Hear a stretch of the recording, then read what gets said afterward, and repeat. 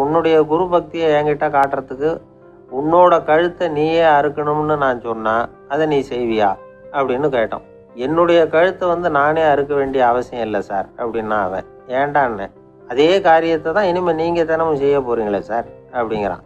இக்கதைகளை கேட்க தொடர்ந்து இணைந்திருங்கள். குட்டி ஸ்டோரி. ஒருத்தர் ரொம்பவும் மகிழ்ச்சியாக வந்துக்கிட்டு இருந்தார். என்ன விஷயம்னு விசாரித்தேன். நான் தோற்று போயிட்டேன், அதுதான் மனசுக்கு மகிழ்ச்சியாக இருக்குது அப்படின்னார். எனக்கு இது ரொம்ப ஆச்சரியமாக போச்சு.